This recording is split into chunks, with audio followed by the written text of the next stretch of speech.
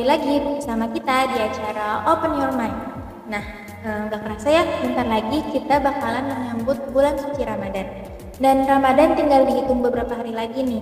Biar iman kita semakin upgrade dan jiwa kita semakin bersih, hari ini aku mau sharing ke kalian semua lewat sebuah cerita yang pastinya ini bukanlah dongeng biasa atau cerita hikayat, karena ini adalah kisah nyata yang dahulu sering diceritakan oleh para ulama. Jadi kisah ini masyhur dengan judul Si Pandai Besi Kebal Api. Nah, penasaran kan? Simak baik-baik ceritanya. Dikisahkan dari sebagian para ulama, beliau berkata, bahwasannya di zaman kami ada seorang lelaki yang menjadi tukang besi, tukang pandai besi. Bila ia memasukkan tangannya dalam api, maka ketika ia mengeluarkan tangannya, ia menggenggam besi yang sudah terbakar dan tangannya tidak ikut terbakar. Jadi beliau ini kan tukang besi nih. Nah, pastikan kalau tukang besi itu kalau mau ngebentuk besinya, pastikan besinya dibakar. Nah, ketika tangannya dimasukin kan, kalau tukang besi itu pakai kayak pelindung tangan gitu ya biar nggak kebakar, karena kan besi panas. Apalagi kalau besi udah dibentuk tuh pasti kan panasnya panas banget. Nah, ketika ia memasukkan tangannya ke dalam api, kemudian dia mengeluarkannya itu dia sudah mengeluarkan dengan besi panas di tangannya, tapi tangannya itu nggak kebakar. Nah, maka suatu ketika ada seorang lelaki yang bertamu kepada si pandai besi. Karena cerita ini udah beredar, jadi ada seorang lelaki yang bertamu kepada si pandai besi ini untuk melihat bukti nyatanya gitu. Nah, kemudian ia bertanya dengan si tukang besi. Ketika ia telah menyaksikan pekerjaannya, jadi si laki-laki si tamu ini udah menyaksikan pekerjaannya sebagaimana yang telah diceritakan banyak orang gitu. Jadi kan rumornya udah beredar. Nah, dia tuh ternyata udah melihat sendiri gitu hari itu. Maka laki-laki tersebut menungguinya sampai si tukang besi itu selesai. Jadi pas udah ngelihat secara langsung, dia nunggu sampai si tukang besi ini selesai. Dan kemudian si laki-laki ini berkata kepada si tukang besi, "Aku menjadi tamumu malam ini." Tukang pandai besi berkata, "Aku menyukai dan aku memuliakanmu. Tamu ini diajak si Al-Haddad." Ini Al-Haddad tuh maksudnya tukang besi. Saya nyebutnya Al-Haddad aja. Ia melewati sore dan malam bersama si Al-Haddad. Jadi karena semakin penasarannya, dia kan pengen ngebuktiin nih. Dia kan udah lihat nih dengan mata kepala dia sendiri keajaiban si Al-Haddad ini. Tapi dia tuh pengen tahu kenapa sih si Al-Haddad ini sampai bisa dikasih karomah kayak gini gitu. Nah, tapi sebelum dia nanya sama si Al-Haddad, dia tuh pengen melihat sendiri apa sih ibadah rahasia yang dilakukan sama si Al-Haddad ini sampai dia bisa dapat karomah kayak gini. Ternyata Al-Haddad tidak menambah ibadah dari selain fardu. Jadi ternyata nggak ada amalan-amalan rahasia yang lain itu yang bikin si Al-Haddad ini mendapat karomah. Udah sehari 2 hari bermalam di rumah Al-Haddad ini, dia tidak menemukan sesuatu yang ajaib, kayak nggak ada ibadah rahasia yang dilakukan sama si Al-Haddad ini. Kemudian ceritanya kan udah kepo nih, kok apa sih sebenarnya yang membuat si Al-Haddad ini dapat karomah. Akhirnya si tamu ini berkata kepada Al-Haddad,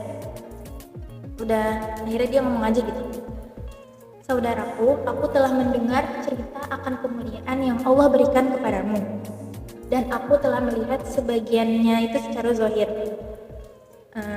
Secara zahir maksudnya tuh tidak terbakar tangannya ketika dimasukkan ke dalam tungku pembakaran besi.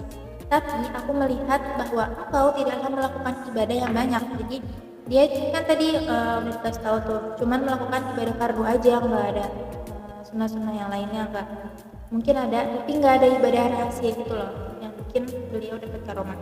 Lalu dari mana engkau mendapatkan martabat tersebut? Dari mana nih Al-Haddad ini mendapat karomah tersebut? Kemudian Al-Haddad berkata, "Saudaraku, aku punya cerita yang aneh dan ini sangatlah langka. Begini, dulu aku mempunyai tetangga perempuan yang sangat cantik dan aku berusaha mencari taktik agar bisa mendapatkan perempuan itu. Namun si Al-Hadad ini ngomong, aku tidak bisa mengelabuinya karena perempuan ini perempuan yang warok. Warok tuh kalau teman-teman belum tahu, berasal dari bahasa Arab yang memiliki arti biasanya soleh atau solihah, atau menjauhkan dirinya itu dari perbuatan dosa gitu. Jadi gak melakukan hal-hal maksiat gitu. Nah lanjut, jadi jadi kan katanya punya tetangga perempuan gitu ya, dan katanya ini tuh tetangga perempuan ini cantik. Jadi suatu hari datanglah tahun paceklik di mana semua manusia kelaparan karena nggak ada makanan yang bisa dimakan.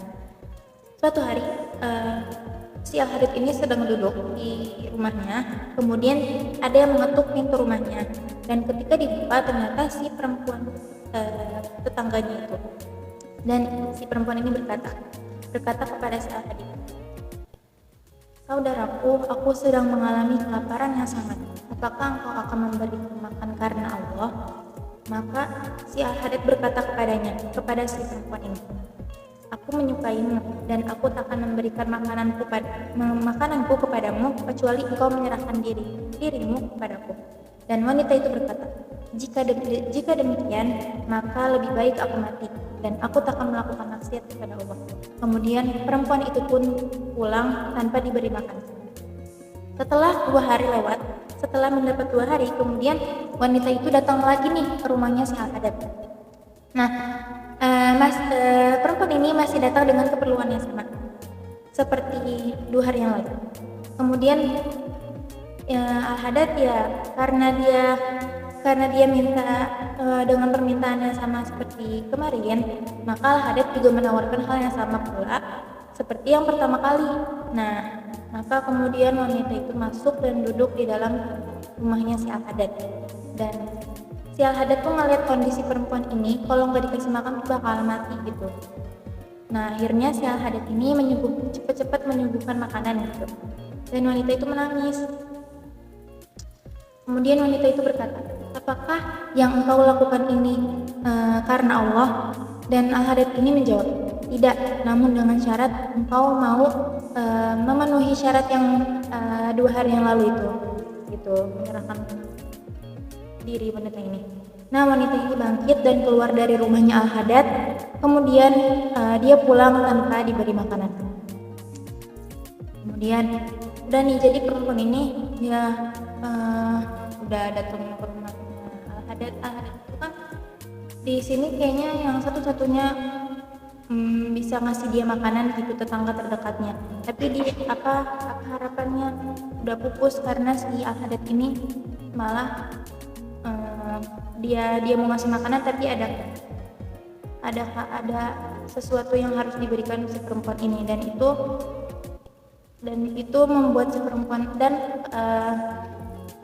dan si permintaan si Al-Hadad ini membuat si perempuan ini menangis itu. Dia nggak mau bermaksud kepada Allah. Nah setelah 2 hari kemudian wanita ini datang lagi kembali dengan keperluan yang sama. Dia berkatanya itu udah terbata-bata karena saking nahan laparnya udah berhari-hari, dan dia itu udah nggak bisa berdiri tegak lagi, jadi dia membungkuk karena rasa lapar yang sangat dia rasakan. Perempuan itu berkata, saudaraku, hanya engkau yang aku harapkan dapat membantu menghilangkan rasa laparku. Apakah engkau akan memberiku makan karena Allah? Maka Al-Hadad menjawab, ya, dengan syarat yang terdahulu. Kemudian wanita ini menundukkan wajahnya beberapa saat, kemudian ia masuk dan duduk di dalam rumahnya Al-Hadad. Hari ini tidak ada makanan dalam rumahku. Kemudian akhirnya si Al-Hadad ini buru-buru nih nyiapin bahan makan dan kemudian memasaknya dan segera menyuguhkannya kepada wanita itu. Tiba-tiba setelah disuguhkan makanannya, si Al-Hadad ini tiba-tiba hatinya terenyuh, kayak tiba-tiba sadar gitu, dan mulai berkata dalam hati, celakalah aku, wanita ini hanyalah makhluk yang lemah secara akal dan agama. Aku menolak memberi makan kepadanya yang ia tidak bisa mencarinya. Ia kembali bolak-balik karena rasa laparnya, namun engkau tidak berhenti untuk maksiat kepada Allah. Kemudian aku berkata, Ya Allah, aku sungguh bertaubat atas apa yang telah aku lakukan dan aku tak akan pernah mendekat perkara maksiat sampai kapanpun. Ini si Al-Hadad ini ngomong dalam hati.